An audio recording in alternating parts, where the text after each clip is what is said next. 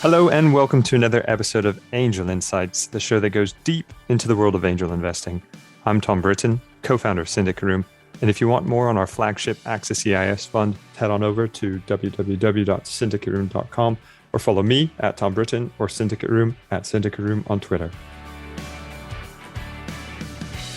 This week, I'm delighted to welcome Hannah Leach to the show. Hannah, it is absolutely a pleasure to have you on the show today. Thank you for joining us. Thank you for having me. For those who are less familiar with your background as I am, can you give us a quick summary of what you've done and where it's led you to? Sure. I'm a partner at Houghton Street Ventures. We are a new London-based venture fund in partnership with the London School of Economics. So we invest in companies that have been founded by people who went to the LSE, which is actually a pretty huge ecosystem, much to people's surprise. And my other moonlighting job is I'm one of the co-founders of Venture ESG, which is a 1.5-year-old organization trying to get VC funds to think more about how they integrate ESG into their own fund operations and their investment process. I've had quite a wiggly, wonky route to venture. I actually started my career in India working in international development for a big foundation of a bank and then for a small healthcare organization. Got really interested in the idea of how we could use entrepreneurship to change and solve big global problems and investing in entrepreneurs. So I came to LSE to do my master's in entrepreneurship and international development and got increasingly fascinated with that whole space and wanted to go out and change the world and work in impact investing and social finance. And unfortunately, that wasn't to be. Essentially got told, go work in investment banking or go work for a startup. So either have experience as an investor or an investee. I decided to go down the investee route and started working for a fintech. It was this eccentric and American entrepreneur, sold his clean tech business, had a lot of illiquid stock, and like most entrepreneurs needed to solve a personal problem. So I thought, why don't I pop up a secondary marketplace? But unfortunately, 11 years ago, the market was way too early for that. And obviously now there are good examples of those. Was that liquidity, I think it was called? Liquidity. There we go. Liquidity and equity, yeah. So did that for a year, and it was in the early days of fintech in the UK when Level 39 was just getting off the ground and the ecosystem was really starting to bubble up. From there, I kind of fell into the startup world, so tried to do my own thing with little success. Went to run the first Smart Cities program in the UK with Canary Wharf Group, so taking 36 companies through a 6-month kind of accelerator program, helping them design and implement solutions for implementation on the Canary Wharf private estate. Then got told I needed to get a proper job, so went to join EY to help build out their fintech team, which is where I met Adam French, who's my now partner at Houghton Street Ventures. And then went to work for Anthony Jenkins at 10x Banking, and his small team, also run by a former boss of mine. And then have done various things in the venture startup space. I've done a bit of work for funds, helped with the data ethics consultancy, sit on the board of LSE's Entrepreneurship Centre, which is where I met one of my co-founders. And that's kind of led me to here. So I think I joke that I've probably had like more than 10 jobs in the last 10 years, which I think actually makes it quite interesting and makes me understand different stakeholders and the way in which the ecosystem works, but it's not to everyone's taste. It gives you multiple perspectives. And I'd just like to highlight, you've received some pretty terrible advice along the way. Get a proper job and but somehow you've managed to end up here as a partner in an emerging fund. You mentioned a little bit about what it is, but I'd love to go into that in a little more detail and where the idea for it came about. So if you don't mind. Absolutely. The idea came about from one of our partners, Veronica. She's had more of a European venture capitalist journey. So she spent close to 10 years in investment banking at Morgan Stanley, 6 years out on the West Coast, helping companies like Netflix and Airbnb raise finance. Started angel investing, did some work for Oxford University's venture fund, and kind of realized to herself, why aren't I doing this for LSE? The narrative around LSE playing a role in turning a lot of the leading entrepreneurs is not known, but it's a huge ecosystem. There are something like 15,000 active founders, 2,000 of those are venture backed. Given that footprint, why do you think it's less well known as a center for entrepreneurship? Because it is long history, lots of really smart people there. And as you've pointed out, there have been some great things to come through it. Why is it that all the attention goes to Cambridge, Oxford? So for the Cambridge, Imperials and Oxfords, we're largely talking about spin-outs, commercialized research, which isn't the case with LSE. If you look at the data, the average amount of time out of university before someone founds a company is between 7 to 10 years. And I think as that time goes on, the link between your alma mater and your entrepreneurship days becomes weaker in the sense that LSE probably aren't talking as much about it. But actually, if you talk to alumni founders, they have a pretty strong affinity with the school. We spoke to Joe Cross, who was the former global marketing director at Wise. He joined the team in the early days, saw it through to the IPO, and he talks about what he learned at his master's degree and how that's carried through his career and really heavily influenced what he went into. So I think that story is there. We just need to help LSE carve the narrative. And as far as the fund's going, how many investments have you made so far? Any that you don't mind sharing? We're in the early stages. So we did a first close of the fund towards the end of last year. We've committed to 4 deals. We have another 2 potentially in train. They're a mix of B2B SaaS, fintech, 2 in the US, 1 in Germany, 1 in Brazil, 3 second-time founders, 1 female founder. The LSE partnership gives us kind of a unique calling card, and we get quite a lot of inbound. People are curious. They recognize the name. Houghton Street is the main street on campus, so people hear it and they're like, oh, this sounds interesting, but you know what's going on. I'm going to chat to them. And as a fund, we don't just exist to support the companies we invest in. We really want to kind of cultivate and grow the ecosystem as a whole and be an approachable group that any LSE alum entrepreneur can come to and we can help them, which is why you've received a few deals from us, because we're trying to be friends and value add, as they say. Those who want to read more about it and get in touch with you for that side of your business, where would they go and what should they do? You can find me on LinkedIn, spend a lot of time there. You can also go to our website, which is houghtonstreet.com, and I promise to respond to emails and messages. I can attest to this. She's decent at getting back to you. So the main focus of this episode is to look a little bit more as what you've described as your moonlighting job, and that is looking at venture ESG. And of course, ESG is a topic which over the last 2 years has really come to the forefront of investing, and everyone wants to make sure that what they're investing in is green, sustainable, and corporately responsible, and all these things. But there's also been a fair amount of backlash towards the industry. So for anybody who's been living under a rock for the last couple of years, in a nutshell, what is ESG and why is it important to investing in general? There's a lot of confusion in the space around what ESG means and what it means in the public markets, what it means to later stage companies in private equity, and what it means to venture. The way we define it is making sure that you're investing in and supporting companies and being sustainable, inclusive, and responsible in the way that they operate. And that is in relation to everything that happens within the business. So all of their internal practices, processes, and principles. One important distinction to make is that we're not talking about impact. There's a lot of confusion between ESG and impact, and those two terms are used interchangeably. Impact is looking more at the external outcomes that are driven through a product or service. ESG hasn't really been talked about in the venture capital space until like 2020. You can read about it in the public markets. And I guess when you're talking about the debate and the people who are anti it, it's more in relation to what's happening in the public markets. I don't think the strong anti-ESG voices in venture have yet come to the fore, but I guess there's always time. But we're looking at how funds can operate in a responsible, sustainable, inclusive fashion. So in the recent past, there have been perhaps some governance issues at funds. There have been perhaps some Me Too issues. Like, we're looking at how funds build diverse and inclusive teams. Do they have codes of conduct internally that the whole team is aware of? Do they track their carbon footprint as a fund when they get left, right, and centre to visit their portfolio companies and for board meetings? Do they have good governance practices? Is ESG linked to compensation, which isn't really a common thing yet? In some funds it is.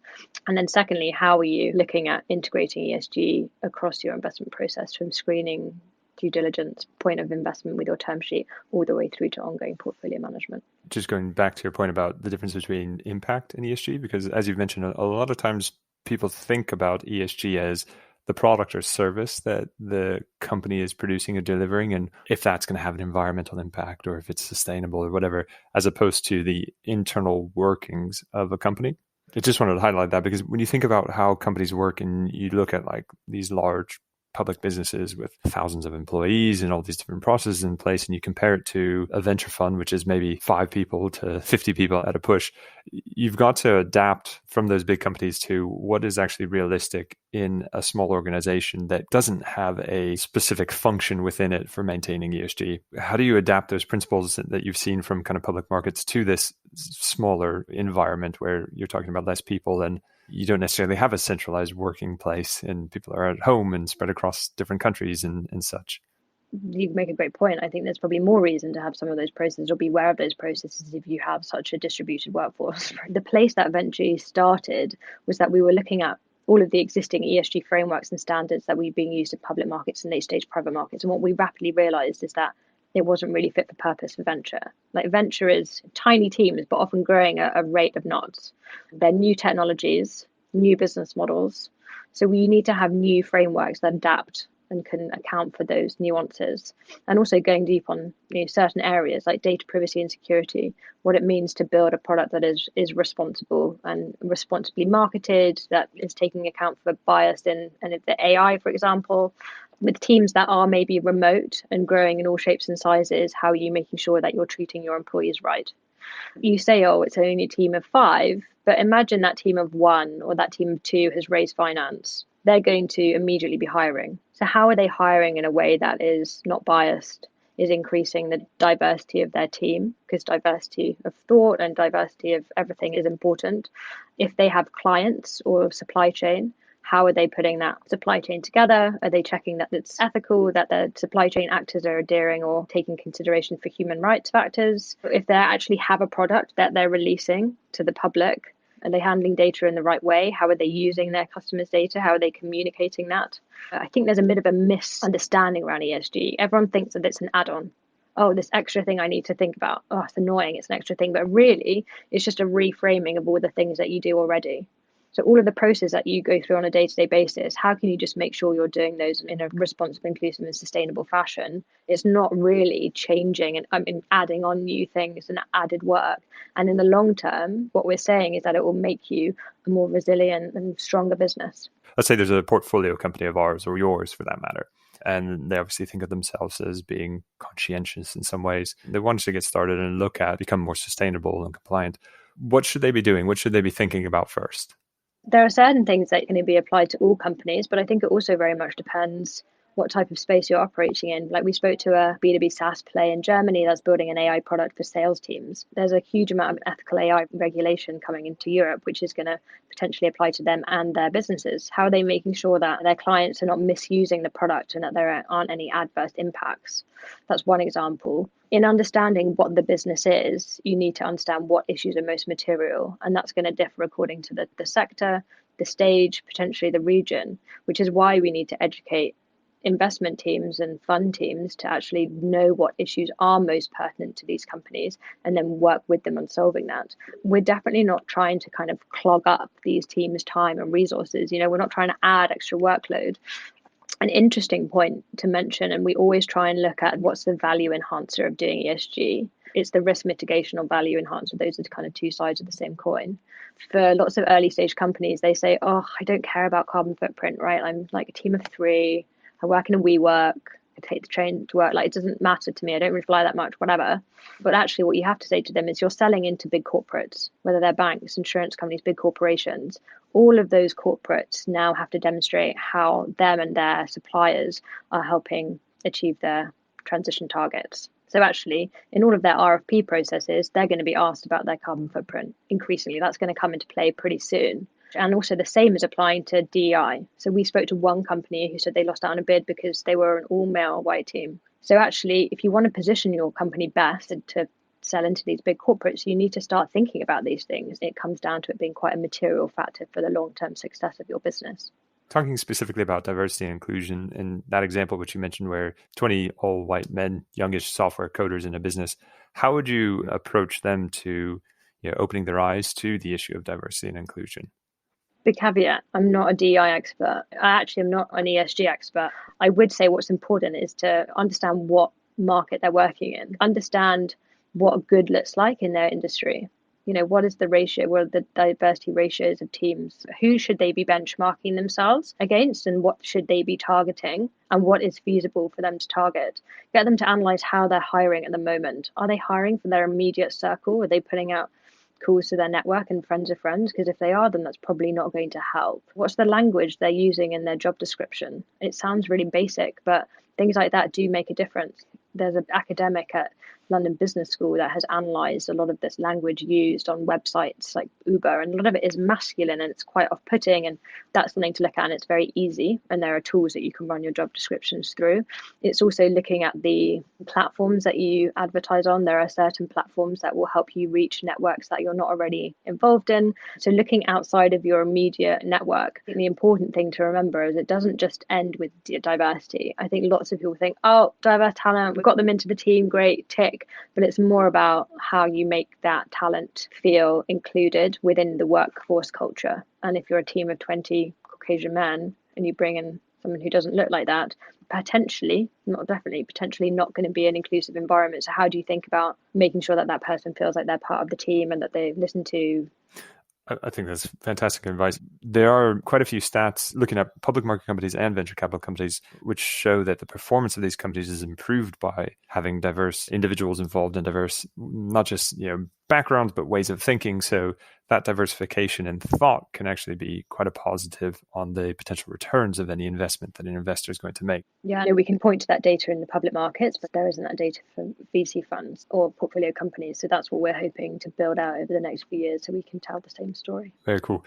We talked a little bit about diversity and inclusion, but there are definitely a few other key factors that if you're a business getting started or an investor looking to invest in startups, you should be paying attention to. I know the checklists and frameworks are full of lots and lots of things from big and broad to the nitty gritty. But what do you think are the most important that a startup investor or a startup should be paying attention to beyond D&I?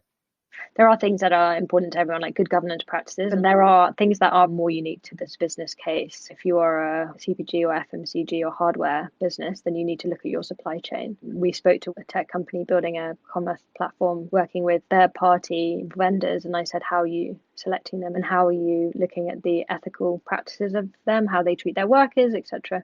And she said, it's not compatible. Like sustainability and ethics aren't compatible with us making a profit at this point in our business. And that's a massive red flag. So that was an immediate no. You do have to analyze the type of business you're investing in. It's not a one size fits all in this. You've got to take it into consideration. It doesn't matter what type of business you're in. You will have some form of supply chain, whether it's just who your electricity provider is and the manufacturer of your computers and servers and such, or who's producing, who's shipping, who's distributing a product or service. There is a supply chain. For anyone who wants to see the framework, where should they go? First, talk to your fund, talk to your VC. If your investor is a member, they can share it all with you. If your VC is not a member, you should make them sign up to ventureesg.com. Will there be a day where all the funds are sharing some sort of venture ESG certificate or score? No, we don't at this point have any plans to be another accreditation body. So that's one. We don't really want to necessarily build a new standard yet, where they would like to see one come into force for venture. I think there's a very big question around auditability. How can we realistically play a role in checking whether people are credibly doing what they say they're doing? And this is where you were going to ask about greenwashing. Just because your fund has an ESG policy, how can you really demonstrate that you're integrating it across your whole process and internally? I think it's very hard for us to do that. So we don't want to be a badge just yet. Maybe that will come further down the line, but no current plans. Okay. Coming back to the bigger picture of venture ESG, what the long-term goals are, because you mentioned not being a badge to start, but what do you view as your long-term plans for it? My rote answer is that in 10 years, everyone will be doing this and there'll be no reason for us to exist. So we'll have made ourselves redundant. I think ultimately we want the term ESG to disappear, really. I even don't like the term ESG fund. We're not ESG funds, we're funds. And we implement ESG because it's a hygiene factor for us.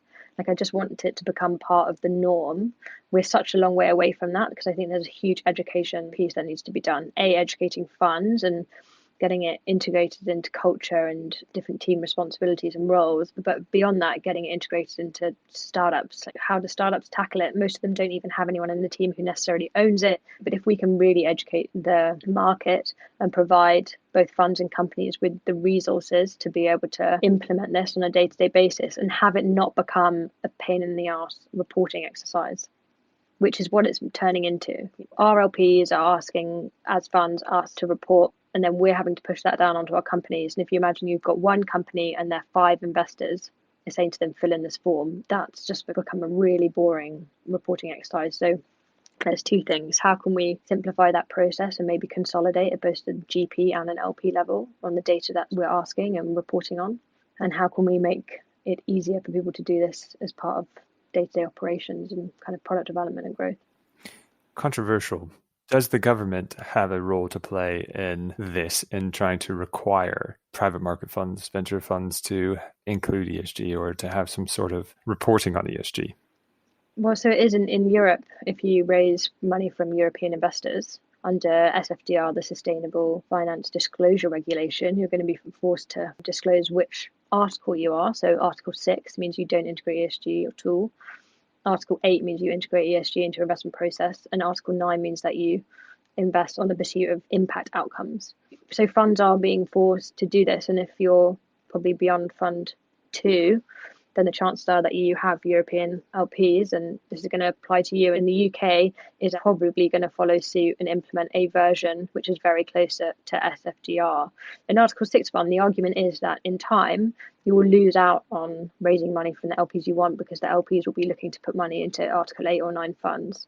The only issue with this is that, and it's very boring, but you did ask me, SFDR has not been designed for VC funds. So the indicators that they're asking you to report on of your companies, they're not fit for purpose for venture.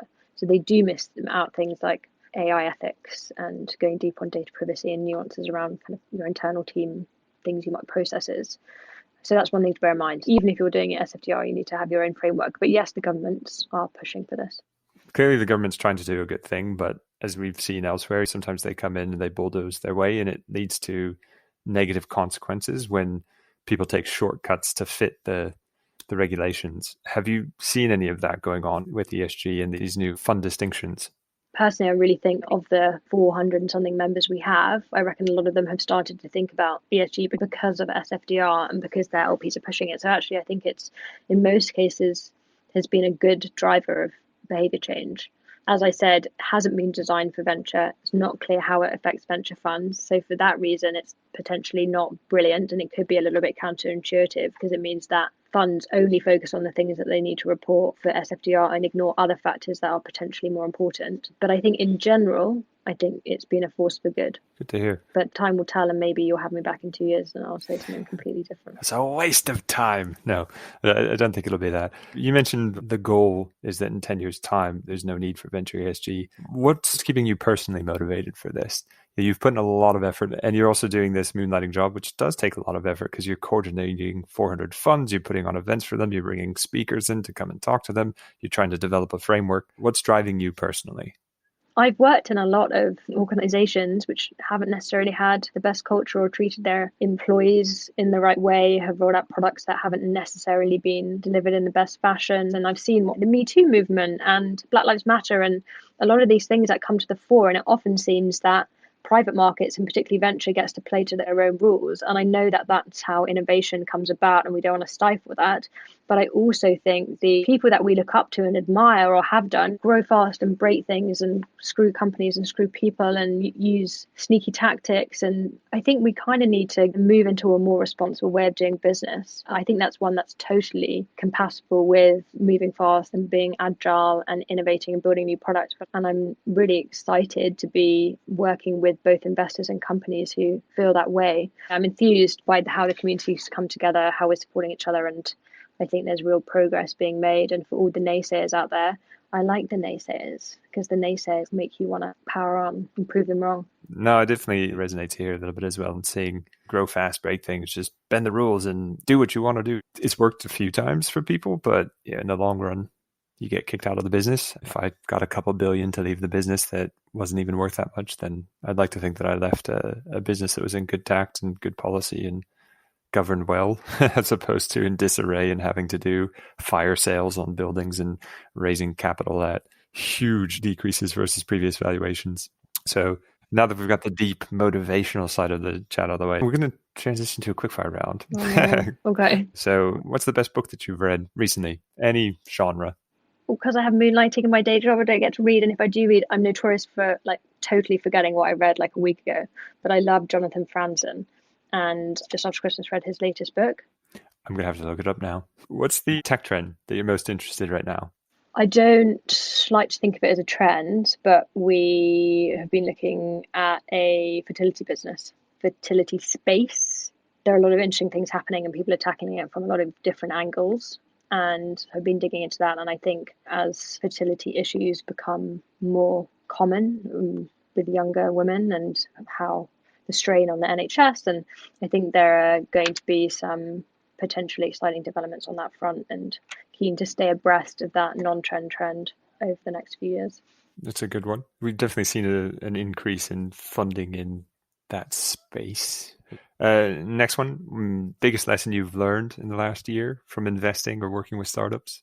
Trust your gut. And I know that's really trite, but I think I'm not saying listen to your gut. I'm just saying acknowledge that your gut exists. Because I think in many cases, when it comes to who you work with, who you build partnerships with, who you trust, founders that you talk to, it's very easy to get overexcited about trends and FOMO and who's getting around or who's doing this and who's building relationship with that and getting part of this clique. But I think sometimes you may have had like a niggle or a feeling there and you kind of push it away. But I think in most cases, you want to just acknowledge that your gut felt something at some point in time and lean into that gutty feeling. The gutty feeling. So the last question, and you've had a bit of a journey.